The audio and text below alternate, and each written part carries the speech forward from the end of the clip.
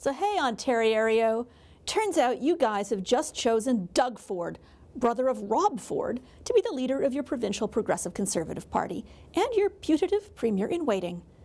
I want to say that again. Doug Ford, brother of the late Rob Ford, the crack-smoking, reporter-chasing, drunk-driving mayor who made Toronto famous in all the wrong ways. And Ontario has just selected his less popular brother, the former Toronto City Councillor, the one who lacked Rob's charm, to lead their provincial Tories. Now, for those of us outside Ontario who watched the bizarre leadership circus with mounting incredulity, it was hard to grasp, especially as it emerged that Ford's main rival, PC Party insider Christine Elliott, had actually won the most votes and the most ridings.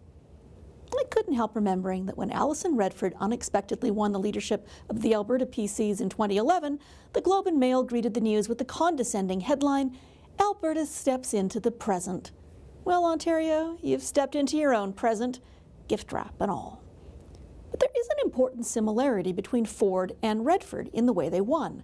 They were both outsiders who got victory not because they had support from caucus, but because they made their party's wildly convoluted voting systems work for them, and because they sold a lot of new memberships. Now, once upon a time, when a party found itself without a leader in the middle of a term, there was a simple, short-term solution, one long observed in the Westminster parliamentary system. The elected members of the caucus would choose a new leader from amongst themselves. It was quick, efficient, and cheap. It allowed for a more or less seamless transition of power, and it ensured that the new leader already had a seat in the House. That's especially useful if you're a party whose leader has died, quit, or been pushed out by scandal. Picking a new leader from within the caucus ensured that that leader would have the support of the caucus.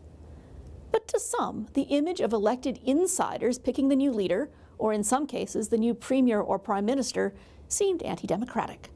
The belief grew that it was more transparent to let the members at large vote, and that such votes could bring in new talent, shake up a stagnant status quo, and create more excitement in the general public. Those are valid arguments, until of course that system elects a leader that the caucus and the party brass and the voting public didn't actually expect or even want.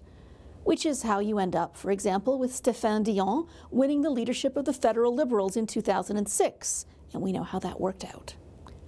Here in Alberta, we've had a lot of experience with this. In 2006, after Ralph Klein was ousted, Ed Stelmach was the long-shot candidate who beat the heavily favored Jim Dinning. Stelmach became premier fair and square, and he had deep caucus support, but the party brass never wanted him, and eventually they forced Stelmach out, despite his actual popularity with Alberta voters. Next, Redford won a leadership vote among the members, even though almost all the PC caucus had lined up to support her cabinet colleague Gary Marr. And when Redford was forced to quit by her party and caucus, outsider Jim Prentice galloped in via Toronto to save the day. He won the leadership and led his party to destruction when he utterly failed to connect with Alberta voters.